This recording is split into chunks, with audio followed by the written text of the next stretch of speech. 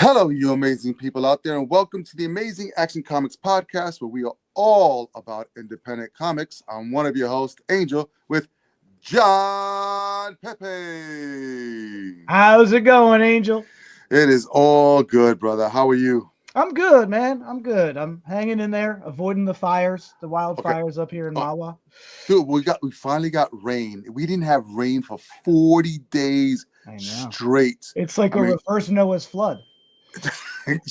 I'd rather have a flood than like these brush fires because I'm out. Like it started at night, and I'm smelling it, and I'm like, oh, somebody has their fireplace going, or somebody's outside, just lighting a fire and just chilling by it. No, it's freaking forest fires, and Yeah, it's just like the wind's blowing to us. I mean, it smells sweet as hell, and as long as the fires stay far away, but right. you could almost like inhale the smoke, which is crazy. Yeah, And yeah. and then we get just this overnight rain, and then we're not supposed to have rain for a while again, which I know, is I know. it's crazy. But also, listen, it's November 11th. November 11th. And it's 66 degrees I outside. know. I know. Dude, I'm still wearing shorts I know. on the East Coast. It's freaking bonkers. Bonkers. But I you know always what? feel like it's I don't know. Some of it might have to do with like rotations and daylight savings and all this kind of stuff. Because I always feel like as we're getting older, it's not so much like we're not getting a shorter winter. We're getting a later winter, right? So Right? like it's going to get colder as we get into December, but that means it's not going to get warmer until as we get closer to like May. Well, it Like just feels like the seasons are shifting. yeah, everything's just kind of sliding along. Yeah, so we need like a sliding scale and move it over Like the eventually. calendar doesn't work. Is Yeah. basically what I'm saying. basically. All right, gang. Welcome to another episode of the Amazing Action Comics podcast. Yeah, this is our indie comic review. This is episode 141. So we do have comics for you from November 6th that we're going to review. We have a couple there that John and I got off the shelves and really looking forward to giving our 2 cents on. But before we go there, just 2 bits of news. Tony Todd. Dude, I know. dude, listen, the only guy that just his voice alone just scared the shit out of me. Yeah. The first time I saw Candyman, and I just like that was it. The remake, whatever. But that original with him in it, holy crap, he was just so good. And then It's so being Death in the Final Destination films. Yeah. 69 years old, bro. It's crazy. He's too young still. The bad guy with the hat in The Crow. The bad guy with the With hat and the crow. the little hat, little fedora. That was him. Tony Todd.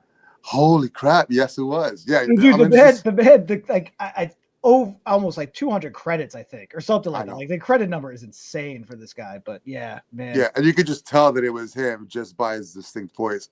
It's almost like James Earl Jones Yep. s kind of thing going on, where he has to speak, and all of a sudden you're shitting your pants because you're just thinking of Candyman with his hook coming at you, Yeah, and whatnot. I heard on the radio a little bit of Virginia Madsen, right? His co-star in in Candyman, Right. and it was just like I guess she did a video response in the immediacy. She said she had more to say later, but yeah, you could like hear her choke up, and just like to have that kind of effect on a coworker after you're gone. I always feel like is especially in that world of acting, because they had some intense scenes together. They had to be really close in order to have that. And so just all these years later, 30 years later now, over 30 years, and just to see how she still felt about him and just the loss in her voice, it's just that affected me too. Goes to tell you how genuinely nice of a person he was. Yeah. So when they have that type of effect on you, but yeah, bummed out.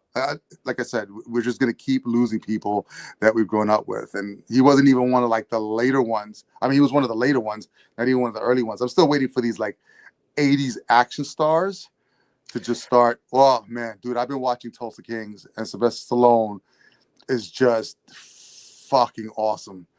And he's like almost what? He's in his 70s, right? Or early 80s? Yeah. Somewhere around there. He's up there. And I'm just like, dude, he's still fucking fit. He's still doing shit. Like you could tell he's getting older, but not because he's walking like decrepit, but you could tell like where like certain parts of his spine are fused together. So it sort of has like this RoboCop kind of thing going on, but not walking in the cane or wheelchair, like still fucking like walking around and all his faculties and shit. So it's funny because there's always, the whole thing with Tom Cruise. Tom Cruise loves to do his own stunts and jump out of planes and climb buildings or whatever.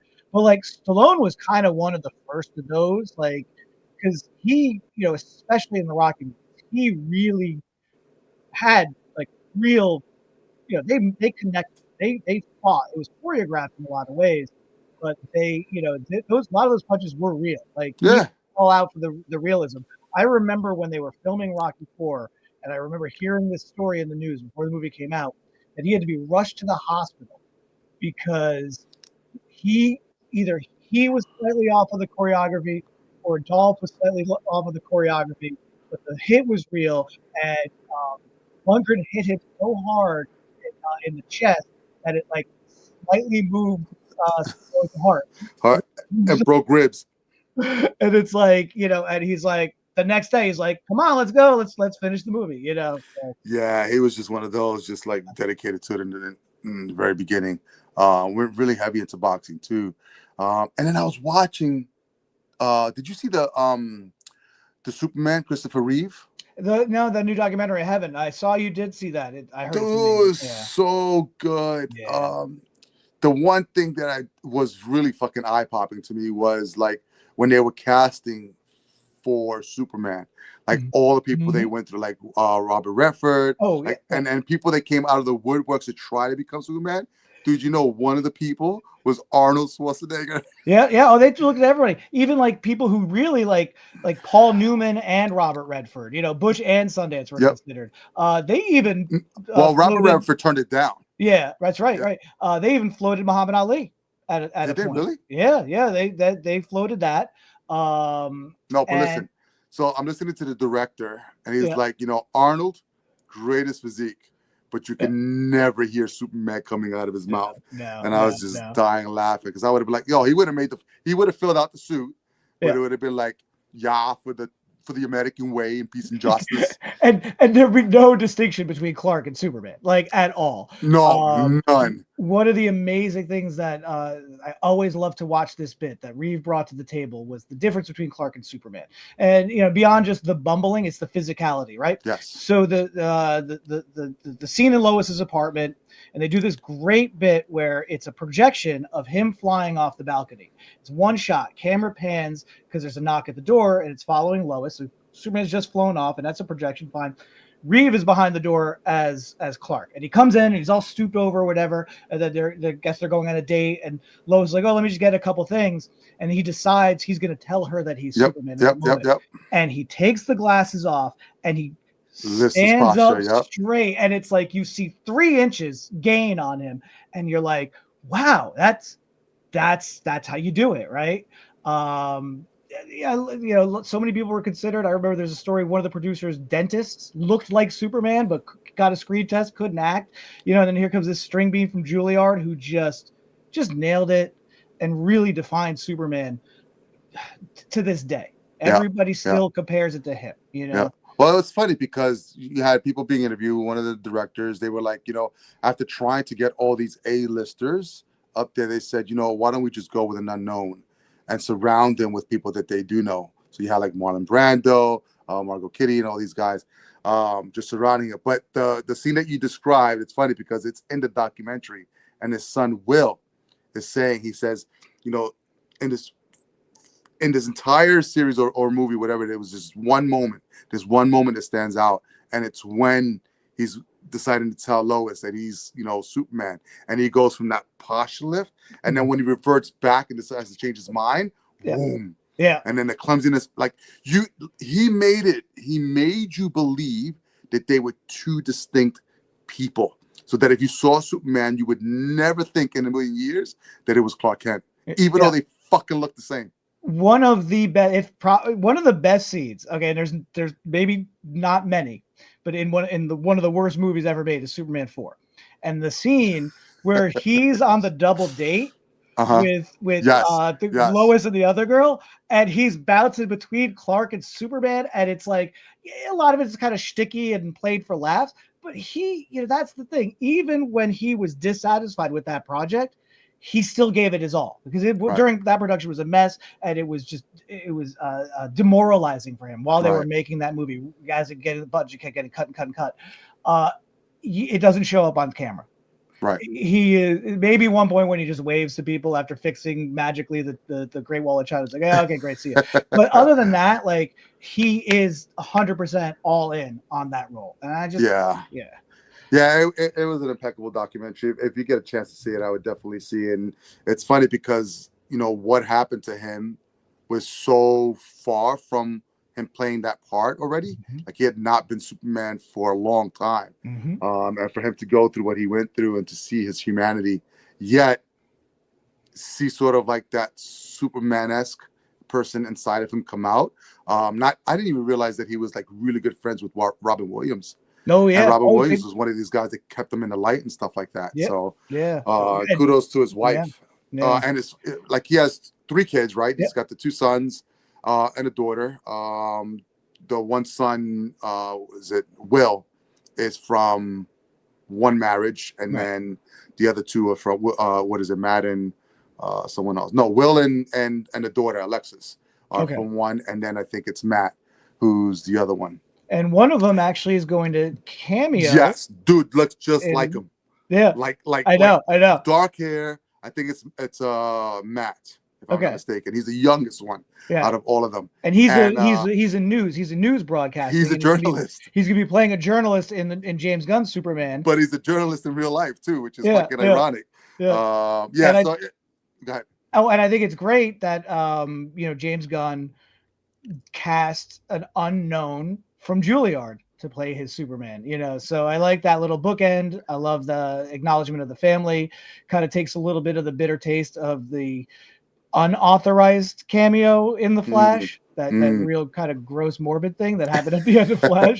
But and really just one more thing about the brilliance of Chris Reeve and Superman that another story I really love. I don't know if they have it in this documentary, but it's the first time you see him as Superman. He's in the Fortress of Solitude and he takes off, right?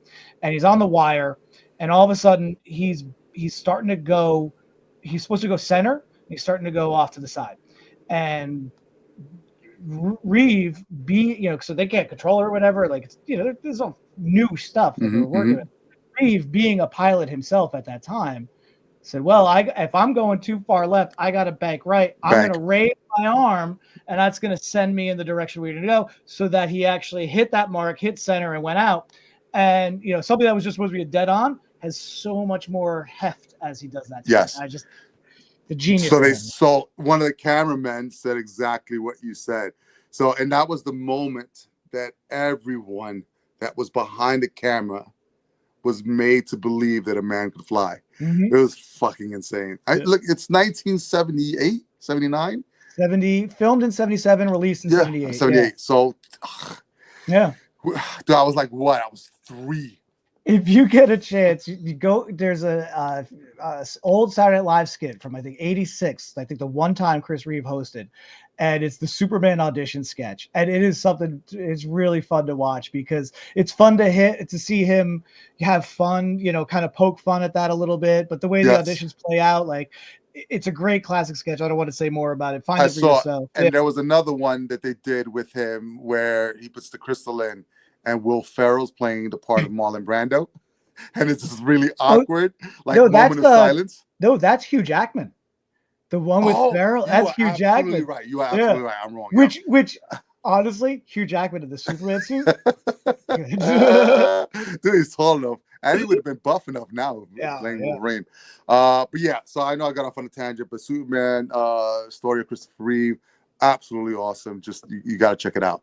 Okay, cool. Last piece of news. This week, Wednesday, 10/13, G.I. Joe.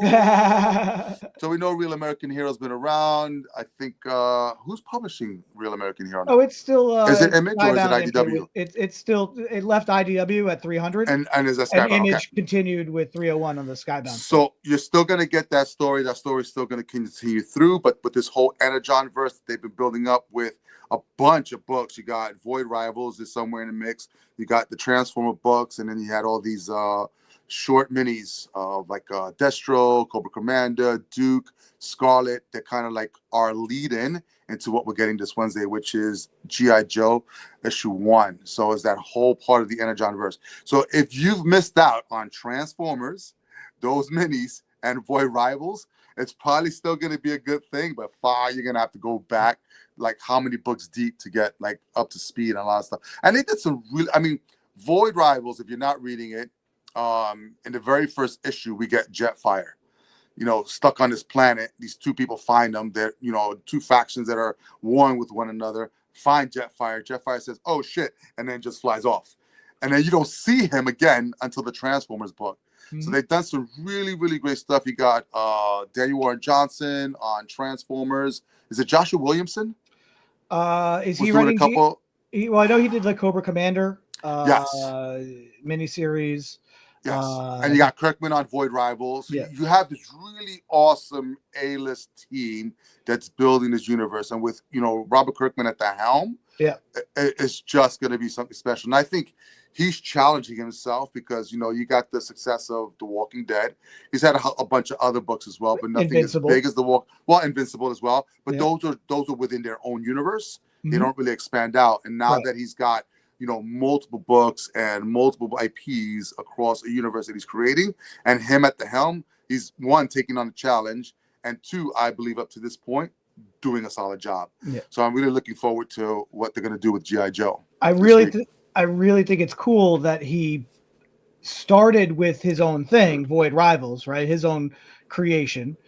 And then use that to seed and branch out and bring it to this. And if you're confused about two G.I. Joes out there, your G.I. Joe that Larry Hama is still writing, that is in the early 300s, which is insane. Now, it's your original flavor G.I. Joe. And now what I guess basically if Marvel was publishing this new G.I. Joe in the Underground universe, it would be Ultimate G.I. Joe. If DC was publishing, it'd be Absolute G.I. Joe. Yes, absolutely. So this is a new thing.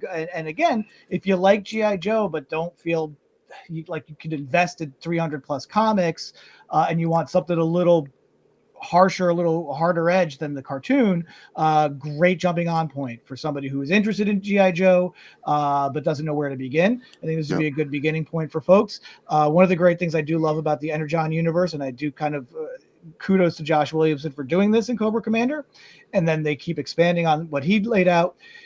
He actually made me think that Cobra Law was a decent concept. That it wasn't the complete bottom of the barrel of G.I. Joe concepts. He raised it up a few bars. So. Yeah, I have to agree with that. And the other thing too is, you read these comics and these characters are in there for the long haul. And Daniel Warren Johnson, ripped my heart out and just with, shock and awe, just said, do not get attached to these characters because motherfuckers are gonna die. So right from the beginning, just it's a little bit more of an adult take on these. Still, reaching back to those childhood sentiments, but I think what they're doing is really great. I'm really looking forward to G.I. Joe. It just means now I have like a 5th book to add on to my weekly reads. But I think the minis are done, which is great. So you're gonna have Void Rivals, Transformers, and G.I. Joe moving forward as the 3 main books. And I'm pretty sure they're going to have some type of crossover event that it's going to lead up to. Yeah. So I'm really excited about that. Yeah. But on top of that, we had sort of like that, that mini preview in the last Transformers movie with G.I. Joes, right? The empty warehouse, Yeah, the empty warehouse, and them talking about G.I. Joe. So I think if this is really successful, I think that concept will get addressed again if it's not already being worked on and put forward onto the big screen. And having, we already had, technically, if you want to think about it, G.I. Joe, because we had a whole bunch of military officers. We just didn't have Duke and the names of Scarlet and Snake Eyes. But I think to see those characters next to a Transformer, holy shit. That'd be be great. fantastic. I think that, yeah, I think if they can nail it and do it well, yeah, it'd be fantastic. And I like your point you said about don't get attached to any of the characters, because in the early years, first couple years of the Larry Hama G.I. Joe, when, you know, started in '82, everybody was on the table. Everybody was expendable. Like a lot of characters that you thought were going to be big deals, boom, wiped out within a few issues and stuff like that. And that was kind of the fun about the early years of that series. So to see that kind of now ported over to this new version, I like that. I like the idea. Don't get too attached, because that's drama. That's what makes it fun. You know? Yeah. Well, and you know what? You would think that Daniel Warren Johnson was sort of kind of inspired by the movie as well, right? Oh yeah, where yeah. you get Optimus Prime dying in like the movie that traumatized kids everywhere. Yeah, in '86. So you pick up the first issue of Transformers, you're completely back to like, holy shit, Autobots are just dying left and right. So yeah. I'm really looking forward to it. So we'll definitely bring that review to you guys next week. G.I. Joe issue #1 comes out this Wednesday, the 13th. So look out for that. One of my favorite things about the backlash or the after effect of killing Optimus Prime in Transformers 1986 movie is that it actually saved Duke in the G.I. Joe movie a year later. Really? He was supposed to die. Like he was, yeah. It was done where he was supposed to die. And again, parents were like, "How could you do that, Optimus Prime?" And they were like, "Oh, we got to walk this back." And so that's why there's just this one like insert of him in the hospital at the end, like lying in the hospital bed, and be like, "Hey, I'm okay," you know. Yeah, I look at like we got 40 years later, we've got a huge Lego set of Optimus Prime. Where the fuck is Hot Rod? Nowhere to be found, because nobody cares about fucking Hot Rod. Jesus Christ, just for toys. God damn you guys. All right, guys, that's our news for this week. We're gonna jump into our indie comic reviews. We're gonna start with John on the first book. What do you got, bro? All right, first book I got here is from Dark Horse, and it is called FML, which I think is yeah, I think it's short for some sort of internet slang. You know, like WTF, why the face? You know, yes, why the face. This is by Kelly Sue DeConnick. She's done some things. She's very prolific. Illustrated by David Lopez, colored by Chris Peter, lettered by Clayton Cowles, designed by Lauren McCubbin, and you have edited by Daniel Chabon, assisting editor Chuck Howett-Leese, assistant editor Misha Gare, another assistant editor Foster R. Cupbens. So I think they're it's sort of how Dark Horse operates. I feel like they are big but small enough where they kind of have this editing team across a whole bunch of books. So that's kind of how that works. Excuse me here. Lack of rain with the murder on the allergies. So what we have here is a book that is very, very topical, very timely, considering we were just talking about the wildfires. This book takes place in Portland, Oregon, and due to the massive wildfires, everybody has to wear masks, like when they're going out, right? So when the kids are going to school, like when they get out of the car, they're told you got to wear masks, and they got to wear masks until you're inside. So I found like that was like a really interesting thing to sort of have as a backdrop, especially the week it hits is we're facing this on the East Coast. So it kind of makes it a little universal. So you're following a high school student named Riley. His mother actually used to be a punk rock icon named Patty Cake, and now she's a mom, and she's like an angry mom. And he's got a whole crew of misfit friends that you know, are very much your typical modern teens. And you kind of see them through their you know, a day at school. And one of the things that's really neat about this book is Kelly Sue DeConnick puts in a lot of sort of social commentary in this book, in the fact that it both accentuates the need and the necessity for people to be sort of hyper vigilant, aware, compassionate, you know, that kind of thing, sort of diverse culture. But yet it also pokes fun at it as well, because it gets to a point where there's an announcement at the school, and it says, like, basically due to the wildfires, all these things have been canceled for today, including active shooter drills, right? So it's sort of like a really interesting commentary that sort of, like I said, you know, pokes holes in certain overreach in certain concepts, but yet does say, look, the fears are real. These are based in things, but you can go too far with your hypervigilance. And that's sort of the background that these kids exist in. Riley loves metal and has dreams of being a heavy metal superstar. And he's got his group of friends, 3 other girls. They are also in the band. And well, 2 of them are in the band and 1 really wants to be in the band. And they talk about being a band, but at this point you never actually see them in the band. Like, you just get Riley's rock star fantasies. Riley loves to illustrate, so you got a lot of sketchbook stuff for Riley, which I think is utilized really well. In some cases, you flat out see his sketchbook pages, and in some places, it's sort of overlaid on the reality. Like, an image of his mom shouting is like that he's drawn is overlaid on the real panel, right? So I love that little technique, breaking those sort of walls within the story. So these kids are very much into sort of like the dark and spooky. And there's a place in Portland that they call the Witch's Castle. And they go there one night to sort of play their game. And their game is somebody brings an object, and then somebody in the circle has to basically create a story about that object, where, and it has to be a spooky, dark magic type story, whether that's the real thing or the real story or not. That's sort of the game they play. And then they sort of wind up so Riley, the object he brings to this game are some old zines of his mom as a punk rock star. And in it is something that looks like a poem, but it's actually, they think it's a spell. So, hey, let's recreate the spell, which is always a bad idea in these stories. So that's sort of your launching point. Great little last page cliffhanger. But what I really liked about this is that, yes, there's a lot of information laid out, but there's a lot of gaps in the information. And so sort of this idea like, okay, we know that Riley's mom was a punk rock icon, but now she's a 53-year-old suburban mom who walks neighborhood dogs, and is very frustrated and angry. And so, there's a gap to fill. How did she get from being patty cake icon to Patricia, the mom, right? Other things like that I thought were really cool. It sort of lays the groundwork for a lot of questions. The characters are really fun and very realized, and you really do want to follow along for this ride. David Lopez's artwork is fantastic, just from the first page with Riley's rock and roll fantasy. That's pretty cool. Yeah, you've got some real sort of lush and like in-depth art, like. I like a visceralness of that, where, the colors really, the background colors really help the characters pop.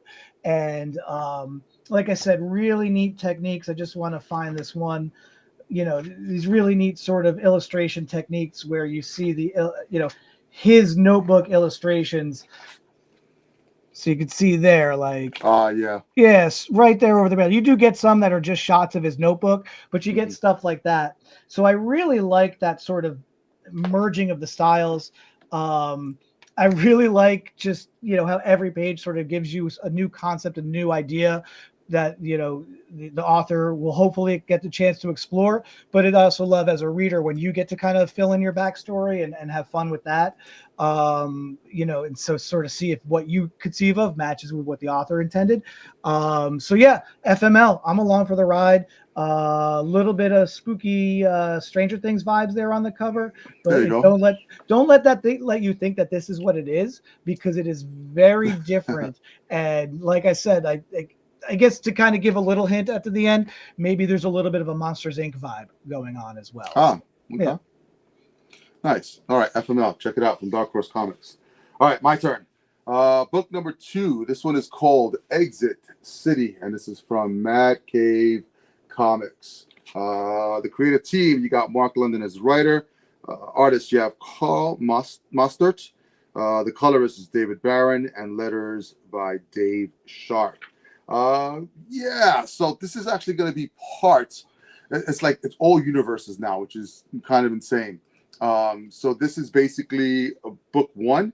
They're minis. They're like 4-issue minis. And you've got 2 more titles coming out. You've got Revolution 9 and then Hour of the Wolf. And these minis are supposed to be within this underworld universe. underneath the Mad Cave title or banner. And it's going to lead into a crossover called Endless Night, which I think is cool. We don't see a lot of the independents doing a lot of, building their own universe kind of thing. Image is doing something with the superheroes again, but, that's the bigger side of this, what we consider independent comics. And the only reason why we keep them in there is because everything's creator owned. But don't be fooled, Image is a big machine. They're the third biggest, publisher out there outside of the big two of Marvel and DC. Mad Cave came onto the scene a couple of years ago, and they did some pretty cool stuff. So, they did, what was that one with Artemis that I just read? It was pretty good. It just ended. And I don't know if, I don't want to call it out, but they've just done some really good stuff that I've been picking up. And so this latest book is part of what they're trying to experiment with, is creating sort of like a mini universe, the Underworld universe. So here we have pretty much a city onto its own. It's funny because at the very beginning it tells you a class of proto-tech people. So I guess this is like techies that do a lot of prototypes, and sort of like they're the ones that have a lot of the money. And we're looking at California, so like Silicon Valley, all that stuff. They get frustrated and they don't want to be part of America anymore. So the first thing they try to do is have California succeed from the Union. And the United States goes, I don't think so. So they go, F you. They go off the coast of California and they start building these huge circular like mini cities. And all these little mini cities are connected. So they started, the notion started back in the 80s. And by the 2010s, they were so big, they were just under the population of New York City, which is about 8 million people. So when you grow that big, the government can't say or can't ignore you anymore. So what they do is they end up becoming, instead of being a sovereign nation, they're part of the United States, sort of like a territory, like Puerto Rico, but they have their own rules. They do whatever they want, kind of. And basically what we're following here are these two detectives. You got McCormick and Miller. McCormick has only been a detective for about 3 years in Exit City, and Miller's been there for quite some time. And they're being put together to solve sort of like this murder that's happened. He's reluctant on her because she's more like a who's the guy in Batman? Oh, dude, what is his name? The one that was a scumbag. Harvey Bullock. Yes. So she's like that. Doesn't talk like him, but he compares it sort of like those qualities. And he's trying to be more like straight edge kind of thing. So they're already like at odds with each other at the very beginning due to him. She's being interviewed by we don't know who about something that's gone on with this particular detective and a case they had. And then you get sort of like the backstory of how they met, and then leading up to sort of like this half cybernetic man that's going on a killing spree and trying to figure out who he is. This sounds a little confusing. Yes, I was a little confused as well. It was cool. I like the concept of that. Because one of the things that I'm working on is sort of like this, separation of an island city itself. So I like that concept, its own rules. You don't have to have anything that's really familiar as far as like street names or, anything that has to do with anything that's recognizable in the US, but yet still close enough where if they wanted to travel to, they can, and you have that familiarity. But the city itself is big enough where it has its own issues and problems, and sort of like festering, like sort of like a Judge Dredd dystopian kind of like future. So we're getting some backstory. The storytelling is it's clean up to a point where it just at the very end it makes a switch, and there really isn't any caption to tell you where the switch happened and or why. So it kind of threw me into a loop there for a spin, but knowing that it's a 4-issue miniseries, I kind of want to see where this ends and where it's going. So it's pretty cool. The line work is pretty cool. It almost reminded me of like almost inspired by Frank Whiteley. So you can see some of the lines in there that he does that is really, really cool. And you'll see it more prominent in other places. Then there's some really cool stuff like this with the car accident. And you see the girl bent over and all the blood and the thing just all shredded. So there's some really cool details in the book. What I really liked about it as well is oftentimes we get like a really convoluted story with the art because the panels aren't traditional or they're just all meshed in together, but you have really clean panels. The line art is really clean. The colors palette I liked as well. What was really enticing about this book is that you have McCormick, who's the detective, and if you can see right there, you see those 3 vials. So Okay. so the 3 vials are partners that he's had in the past. So they're dead, but sort of like their memories and everything in their consciousness were saved in a chip, and they're in the 3 vials. So you see him constantly talking to these vials, but nobody knows that he's talking to these vials. So it seems like he's crazy. So there's some really, really cool concepts in here. So I want to see where it goes. So I think I'm going to stick out the 4 issues. So if you sort of like this detective, you know, now I'm not going to say post-apocalyptic, more futuristic, in the sense of, you know, they're in our time, but there's futuristic elements of, you know, what type of technologies being used and stuff like that, because we don't have it now. Yeah, it's pretty cool. You got this guy's head slicing off and stuff like that. So yeah, so I kind of want to see where it goes as far as the storytelling, regarding, because right now who's being interviewed is Miller. So we don't even know if McCormick is alive at this point, or if there's something going on with him. We just know that they've been put together. They have this investigation that they need to do. He's talking to vials of dead people, and then we have a cyborg at the end.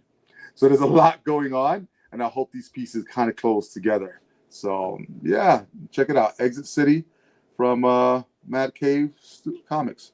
Cool. It's good stuff. Yeah. All right, what do you got? All right, so the other one I got is also from Dark Horse. It is called Living Hell. And I want to speak to something really quick about these 2 books, both from the same publisher. One thing I did forget to mention about FML that I thought was really cool, in the back couple pages, you have like, it's really neat they do this. You kind of get these little like you get like a crossword. And then you get these little like notes from the characters and stuff, like their top 5 lists and stuff, which is fun. You also get, which I thought this was really neat, you get a map of Portland in the back, and it has some real and fictional locations like the Witch's Castle and things like that. So it kind of helps you follow the story and the places they're talking about. But what's really neat is all the comic shop. They have all the LCS in Portland, Oregon on there as well. So I thought that was really cool. One of which was, I think it's called Books with Pictures, where both Kelly Sue DeConnick and the author and artist of Living Hell, Caitlin Yarsky, had an appearance over the weekend, did a joint signing. So that's really cool. One thing I did want to just point out is they are both $4.99. FML, if you can tell, has a very glossy, thick cover. Living Hell is a self cover, which is the same stock as the pages. So I wonder, like, is it who gets to make that call? Is it because Kelly Sue DeConnick is a name, and this is sort of a freshman effort, we'll say, a rookie effort from Living Hell, from Caitlin Yarsky? I don't know. So I'm very curious as to know who made that call and why. You know, not that it affects the enjoyment of both books, because both books were fantastic in their own merits. I just found that a very interesting distinction. Is the page count the same? Page count, I didn't do a page count, but it feels a little bit the same. Maybe a couple extra pages for like the map and the letters address and the crossword puzzle. Right. But the ads are very sparse, which you usually get, you know, with Dark Horse. Either you get a bunch of ads at the end, or you get like 1 or 2 ads in between. And there's only 1 or 2 ads in between the story pages on Living Hell. But yeah, FML has actually no ads at all. Wow. So there is that too.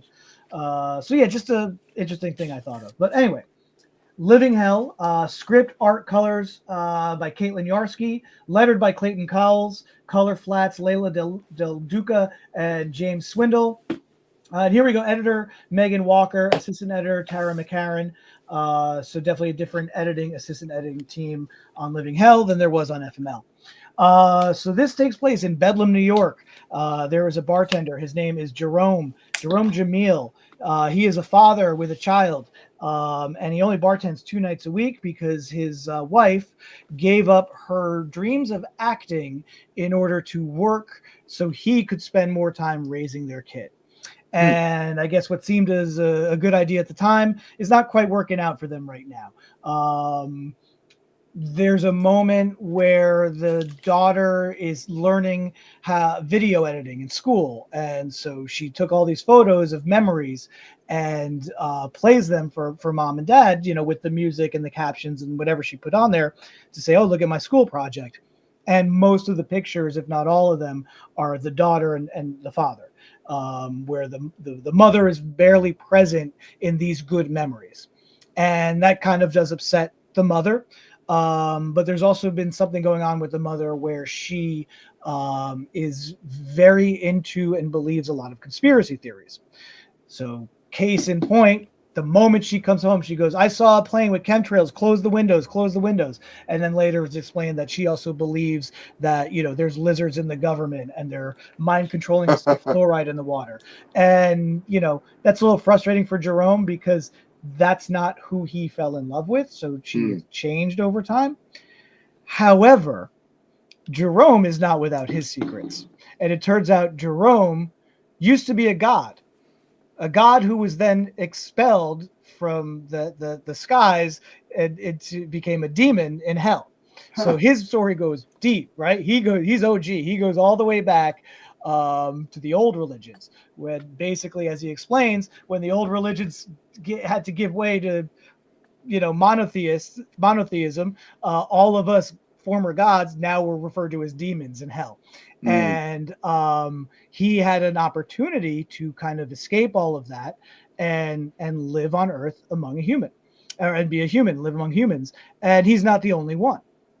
And so his life is a living hell because the opening sequence is him serving people at the bar and all of these things that he wishes he could do just to torture them because they're not good people. Like, he could see who these people are, right? And so that he was like, yeah, if I just one thing, I could just vaporize this guy or make this guy live, his worst existence just because he's an obnoxious jerk, but I can't do this because I need the job. Because the job still helps with their groceries and things like that, right? So is he still a demon? So he looks normal. He just looks like a normal guy. But does he have like demon powers? He's got the demon powers, and he has to suppress them, not only so he can continue to exist among humanity, because again, he does have a wife and child, but also if he uses his powers, a shepherd will come for him, and the shepherds are seeking out these demons that are hiding out in the real world. Oh, that's funny. That's so good. There's a nice little conundrum there. And but did they say why he's hiding out? Yeah, basically, it's sort of it's kind of mentioned, but it's just sort of he had that opportunity to escape hell and live among the humans. So that's sort of a little backstory to be explored. Why him and this other demon that he interacts with in the bar, actually made that move. It's really interesting because even though they have these powers, when they're on Earth, they are human. They're wholly human. They can be harmed. The other demon that he talks to at the bar gets too drunk that his son has to come and carry him home. And this is Beelzebub, right? One of the of the big demons, right? So it's really fun stuff. This world that Caitlin's created with these characters, and then of course, a shepherd comes. He winds up doing something. The shepherd comes. He has to fight the shepherd.